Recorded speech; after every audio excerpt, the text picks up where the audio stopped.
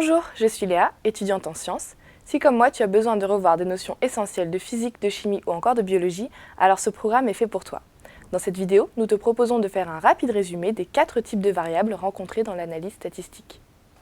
Vous verrez que ces 4 types de variables seront déterminantes dans le choix des outils, notamment dans celui des lois de probabilité que vous allez sélectionner pour répondre à des problèmes de statistiques inférentielles, qu'il s'agisse par exemple d'intervalles de confiance ou encore de tests d'hypothèse. La première chose dont il faut se souvenir est que les variables que nous utilisons sont soit qualitatives, elles se réfèrent alors à une qualité, par exemple couleur des yeux d'un individu tiré au hasard d'une population, soit quantitatives, elles décrivent alors une quantité, par exemple taille en centimètres des membres d'un club d'athlétisme ou encore température en degrés Celsius relevée un jour d'été en différents endroits d'une ville donnée. Bien entendu, ce ne sont pas du tout les mêmes domaines de définition qui sont concernés par ces deux types de variables. Il vous apparaîtra ainsi facilement que si l'on peut calculer la moyenne de la taille des membres d'un club d'athlétisme, cela n'a aucun sens d'essayer de calculer la moyenne des modalités prises par la couleur de leurs yeux, ou même d'en faire la somme. On distingue en fait 4 types de variables. Les variables qualitatives sont en fait subdivisées en 2 catégories. Elles sont nominales ou bien ordinales. Les variables quantitatives se subdivisent également en 2 types, les variables aléatoires discrètes et les variables aléatoires continues. Nous pouvons être confrontés à ces 4 types de variables dans les études statistiques que nous menons. De quelque nature qu'elles soient, les valeurs prises par une variable sont appelées modalités. Commençons par nous intéresser aux variables nominales, également appelées variables catégorielles ou encore variables textuelles. Une variable nominale est une variable pour laquelle nous ne pouvons que qualifier les modalités qu'elle peut prendre. Dans des expériences de génétique dont Mendel fut l'un des fondateurs, on peut s'intéresser à différents phénotypes comme la couleur des fleurs ou encore la forme des graines. Nous sommes ainsi confrontés à des statistiques menées sur des variables qualitatives nominales. La couleur, qui peut prendre dans ce cas précis 3 modalités, rouge, blanc, rose, et la forme des graines qui présente ici 2 modalités, lisse ou ridée. Les 2 variables, couleur et forme, ne peuvent être que qualifiées. Il s'agit bien de 2 variables nominales. Le verbe qui peut être associé à ce type de variable est qualifié. Parler de somme ou de moyenne pour ces variables n'a aucun sens. En effet, comment pourrions-nous donc calculer la somme des couleurs ? C'est pourquoi on s'intéresse seulement à la fréquence de leur modalité. Par exemple, fréquence des fleurs de couleur blanche à l'issue des croisements réalisés. Intéressons-nous maintenant au deuxième type de variables qualitatives, les variables ordinales. Prenons pour l'illustrer l'exemple de la fréquence de sortie d'un étudiant au cinéma proposée en 5 catégories. Très souvent, souvent, parfois, rarement, jamais.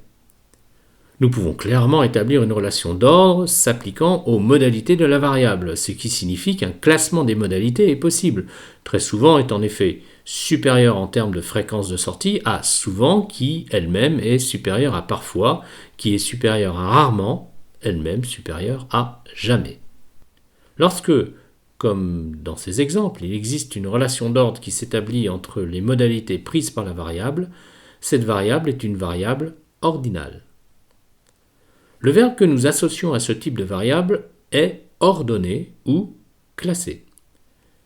Comme pour les variables nominales, les variables ordinales n'autorisent pas de calcul sur leur modalité. Parler de moyenne pour ces variables n'a ainsi aucun sens, mais on peut cependant s'intéresser à la médiane. Vous aurez peut-être l'occasion de manipuler des échelles de Likert qui se substituent à ce type de variable.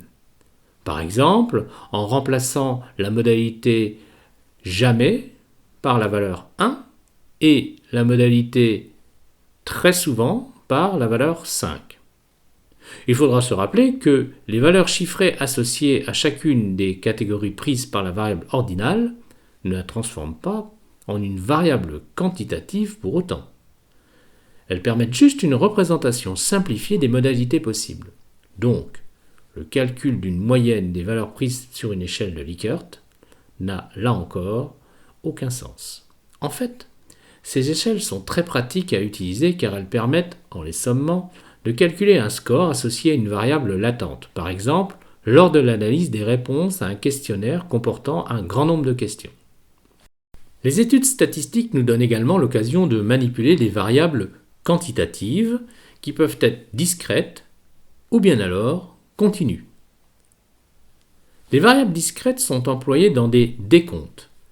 Elles ne peuvent prendre qu'un certain nombre de valeurs bien précises.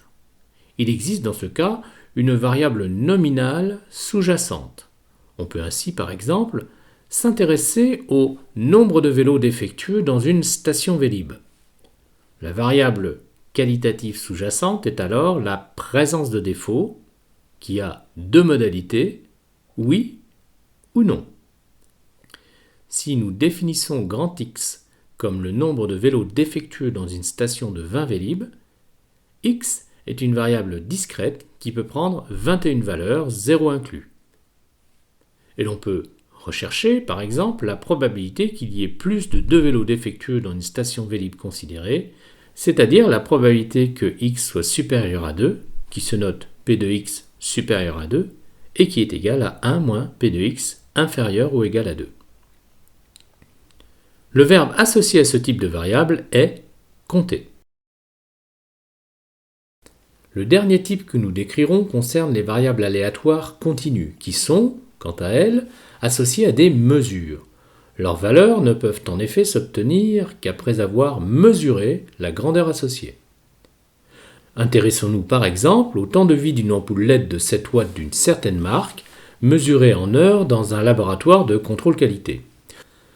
Admettons que les données sur les ampoules de cette marque révèlent une autonomie moyenne de 25 000 heures, atteignant 31 500 heures au maximum. Définissons grand X, temps de vie d'ampoule de la marque testée en heures. Grand X est une variable qui prend ses valeurs dans l'intervalle 0-31 500, ce qui s'écrit X élément de l'intervalle 0.31 500, le tout enchâssé entre crochets et exprimé en heures. Grand X s'exprime par une valeur réelle, par exemple 21 256,6 735 heures. La précision de la valeur exprimant la grandeur grand X dépend de la précision et de la fiabilité avec laquelle on a mesuré le temps de vie des ampoules, dépendant de nombreux facteurs dont l'appareillage, la personne qui a effectué la mesure, mais également les conditions thermodynamiques ou le contexte de la mesure. Si la précision n'a pas d'intérêt pour l'étude, la valeur de grand X sera approchée, son arrondi à un certain nombre de chiffres après la virgule suffira. Ce qui n'empêche que grand X peut prendre une valeur très précise dans l'intervalle dans lequel elle est définie. Lorsque nous avons affaire, comme dans cet exemple, à des variables qui peuvent potentiellement prendre une infinité de valeurs dans un intervalle donné de R, il s'agit de variables aléatoires continues. Nous pouvons effectuer tout type de calcul sur leur modalité, tel celui d'une somme, d'une moyenne ou bien encore d'un écart type, paramètre impossible à déterminer pour une variable qualitative. Comme nous sommes conduits à faire des mesures pour évaluer la valeur prise par la grandeur étudiée, le verbe associé aux variables quantitatives continues est mesurer. Ces valeurs sont exprimées avec une unité. Dans cet exemple portant sur le temps de vie d'une ampoule LED, l'unité considérée est l'heure. Apportons une petite précision. En marge de cette subdivision en variables aléatoires discrètes et continues, il est à noter que pour les variables quantitatives, on peut également faire la distinction entre les variables d'intervalle, dites aussi scalées, pour lesquelles le 0 ne correspond pas à une absence de la grandeur mesurée, c'est le cas par exemple d'une température, et en variables de rapport, dites aussi variables métriques, pour lesquelles le 0 est naturel, c'est-à-dire correspondant à l'absence du phénomène étudié, comme c'est le cas pour un temps, ou bien encore un volume de vente. Résumons. Variable nominale, nous ne pouvons que qualifier les modalités prises par la variable. Variable ordinale, il existe une relation d'ordre entre les différentes modalités prises par la variable. Variable discrète, nous sommes en présence d'une liste finie des valeurs prises par la variable qui correspond typiquement à un décompte. Et enfin, variable continue, nous effectuons des mesures et nous pouvons considérer que la variable prend ses valeurs dans un intervalle continu de R et qu'il y a de ce fait une infinité de valeurs possibles dans cet intervalle qui est appelé l'ensemble de définition. Rappelons-nous qu'identifier le type des variables est le préalable au choix des traitements statistiques appropriés et que cela permet de savoir comment interpréter leurs résultats. Nous avons vu que les échelles de Likert exprimées sous forme numérique ne sont pas des variables quantitatives pour autant. Nous avons également évoqué la différence entre les variables dites de rapport et celles dites d'échelle. Alors pour être complet, il existe un cinquième type de variables constitué des variables dites semi-quantitatives.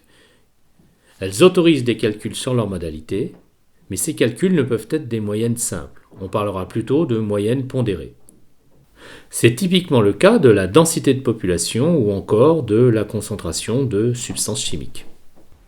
Vous l'aurez compris, il s'agit d'une notion importante. Elle est à l'origine du choix des tests d'hypothèse à considérer dans une étude statistique et elle détermine la nature des liaisons qui peuvent s'établir entre les informations d'un jeu de données en analyse multivariée.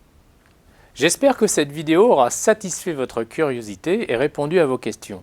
En guise d'exercice, entraînez-vous à définir le type des informations que vous pourriez sélectionner dans votre environnement de travail ou bien de loisirs.